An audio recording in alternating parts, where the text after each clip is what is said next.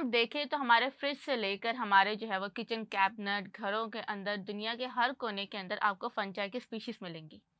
अब वो फंजाई की स्पीशीज इतनी सक्सेसफुल क्या है कि वो हर इन्वायरमेंट में, चाहे वो फ्रिज की फ्रीजिंग कोल्ड टेम्परेचर हो, चाहे वो बर्फ हो, चाहे वो डेजर्ट हो, चाहे वो extreme hot environment, extreme spacious environment हो, हर इन्वायरमेंट में फंजाई जो होते हैं वो इजीली ग्रो करते हैं। तो इस टॉपिक में हम लोग पढ़ेंगे कि वो कौन से कैरेक्टरिस्टिक्स हैं या वो कौन से अडेप्टेशन है जिसने फंजाई को इतना सक्सेसफुल बनाया कि वो लैंड पे हर कोने पे जो है वो ग्रो करी और हर कोने की एनवायरमेंटल कंडीशंस के अकॉर्डिंग अडेप्ट हैं।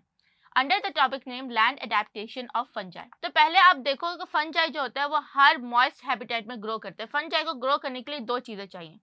एक तो वो मॉइस्ट हो और दूसरा वहाँ पर ऑर्गेनिक मैटर हो, बिकॉज वी ऑल नो कि फंजाई आर एब्जॉर्प्टिव हेटरोट्रॉफ्स, यानी कि ऐसे हेटरोट्रॉफ्स होते हैं जिनको जो होता है वो अपनी फूड तो लेते हैं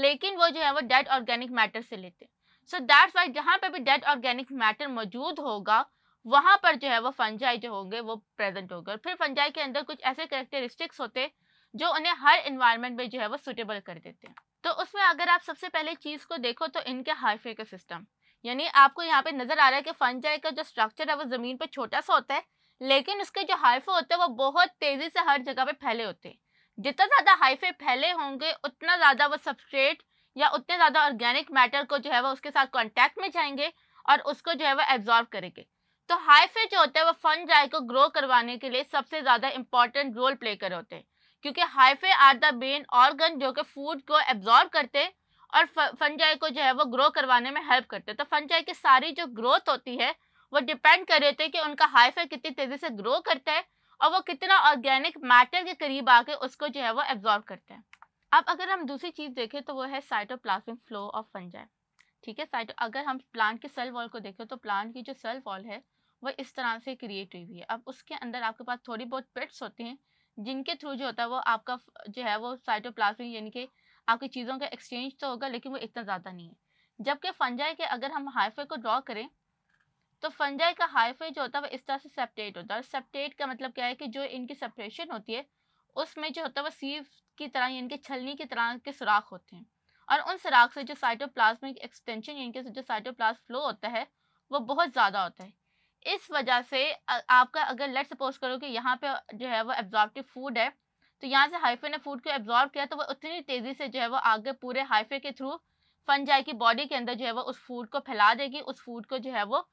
आपका डिस्ट्रीब्यूट कर देगी। सो दैट्स वाई इस फीचर की वजह से इनकी जो है वो ग्रोथ जो है वो बहुत तेज़ी से होती है। आपने देखा होगा कि एक दिन के अंदर अंदर या समटाइम जो होता है वो आपके 12 घंटे के अराउंड जो होता है वो फंजाई आपके पूरे फल या पूरे जो आपके ब्रेड होता है उसके ऊपर इजीली ग्रो कर जाता है और वो उसको जो है वो उससे अपनी फूड एब्जॉर्ब करना स्टार्ट कर देते हैं।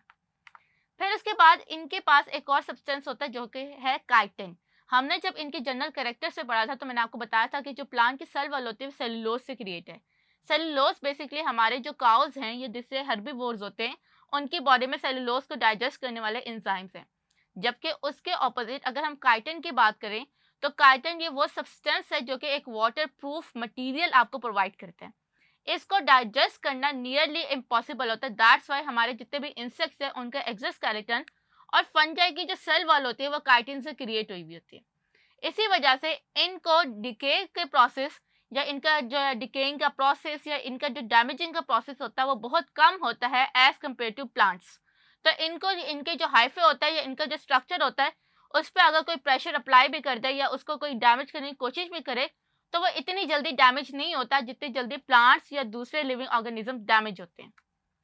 फिर इसके बाद इनके जो हाइफेज होते हैं उनके पास होते हैं राइजोइड्स। हम लोगों ने जब पढ़ा था कि हम लोग जब एल्गी की बात करते हैं या आप लोग नेक्स्ट चैप्टर के अंदर पढ़ोगे प्लांट्स का जो अर्ली ग्रुप्स थे जिनको हम लोग जो थे वो कार्पेट आपके क्लियर ब्रायोफाइट्स की बात करें तो ब्रायोफाइट्स के अंदर जो था वो रूट्स लाइक स्ट्रक्चर था जिसको हम लोग राइजोइड्स कह रहे थे।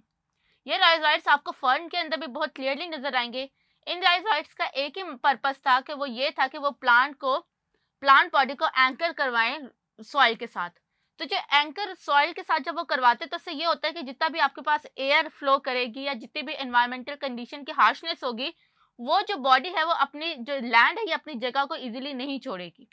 इसी तरह जो फंजाई होते हैं फंजाई के पास कुछ हाइफे अपने आप को जो है वो अडेप्ट करवाते हैं, अपने आप को मॉडिफाई करते हैं इनटू एंकरिंग स्ट्रक्चर जिसको हम लोग कहते हैं राइजोइड्स। अब राइजोइड्स जो होते हैं वो रूट्स की तरह काम करते हैं कि एक तो वो एंकर करते हैं, यानी फंजाई की बॉडी को जमीन के या सबस्ट्रेट के साथ पकड़ के रखवाते हैं, और दूसरा ये कि वो उसको जो है वो एब्जॉर्ब करने, इनके न्यूट्रिएंट्स एब्जॉर्ब करने का काम करते हैं। तो हाइफे का सिर्फ ये काम था कि वो सबस्ट्रेट से न्यूट्रिएंट एब्जॉर्ब करी थी, जबकि हाइफे ने अपने आप को मॉडिफाई करके राइजोइड बनाया, और राइजोइड जो है वो फूड को एब्जॉर्ब भी करिए और सबस्ट्रेट के साथ फंजाई का अटैचमेंट जो है वो उसको भी मजबूत करिए। क्योंकि फंजाई जो होता है वो सिर्फ जमीन पर ग्रो तो नहीं करा, वो समटाइम जो होता है वो ऑरेंज की सरफेस पे ग्रो करता है, समटाइम वो ब्रेड पे ग्रो करता है, या समटाइम किसी डेड लिविंग ऑर्गेनिज्म की बॉडी पे ग्रो करता है। तो उन डिफरेंट बॉडीज के अकॉर्डिंग राइजोइड्स जो होते हैं वो मेक श्योर करता है कि फंजाई जो है वो अपनी जगह से ना हिले। फिर उसके बाद इनके पास जो होता है वो नॉन मोटाइल जो होता है वो स्पोर्स प्रोड्यूस होते हैं, इनके इनके जो स्पोर्स होते हैं वो हवा से इजीली डिस्पर्स हो जाते हैं, और जब वो जहाँ पे भी गिरता है वो इजीली अपने आप को रिप्रोड्यूस करके दोबारा से वो प्लांट स्पीशी में कन्वर्ट हो जाते हैं। तो इस वजह से भी जो था वो इनकी जो स्ट्रक्चर या इनका जो डिस्पर्सल है वो बहुत ज़्यादा ईजी है, क्योंकि इनका जाइगोट जो है वो वेल प्रोटेक्टेड है फ्रॉम द थिक वॉल। फिर अगेन अब आप देखो तो फंजाई जो होता है वो आपके फ्रिज में बैक्टीरिया ग्रो नहीं करता, लेकिन आपके फ्रिज में अगर आप देखो तो आपकी जो चीज़ें होते हैं उनको इजीली फफूंदी लग जाती है। एंड यू ऑल नो कि जो फफूंदी है वो फंजाई की एक फॉर्म है, एक किस्म है। तो फंजाई के पास ये एबिलिटी होती है कि वो एक्सट्रीम टेम्परेचर जिसमें -5 से लेकर 50 डिग्री तक के टेम्परेचर रेंज को बर्दाश्त कर सकते हैं, और ये सबसे ज़्यादा लार्ज रेंज है टेम्परेचर की जिसको कोई लिविंग ऑर्गेनिज्म बर्दाश्त कर सकता है। अगर देखा जाए तो हम लोग जो है वो 36 या 37 के हमारे पास जो होता है वो टेम्परेचर टॉलरेंस रेंज होती है, और उससे ज़्यादा अगर हमारा नैरो टेम्परेचर टॉलरेंस से अगर ज़्यादा भी चीज़ कम या ज़्यादा हो जाएगी तो हमारी बॉडी के जो एंजाइम्स होते हैं वो डैमेज होना स्टार्ट होता है, हमारी डेथ हो जाती है। उसके ऑपोजिट जो फंजाई होते हैं उनकी जो टेम्परेचर रेंज है वो बहुत ज़्यादा है, जिस वजह से वो हर टेम्परेचर एनवायरनमेंट में अपने आप को सक्सेसफुली जो है वो ग्रो करवाते हैं। इसीलिए आपने देखा होगा कि आपके जो अचार का डब्बा होता है जिसमें विनेगर या सॉल्ट कंसंट्रेशन बहुत ज़्यादा होती है, उसके अंदर भी जो फंजाई होता है वो ग्रो कर जाता है। और इसी तरह अगर आप जैम्स या जेलीज को देखोगे तो जैम या जेली के अंदर शुगर कंसंट्रेशन बहुत ज़्यादा होती है, तो उसमें भी जो है वो फंजाई ग्रो कर जाएगा। तो यहाँ पे सिर्फ टेम्परेचर की बात नहीं है, यहाँ पर हाई सॉल्ट कंसंट्रेशन,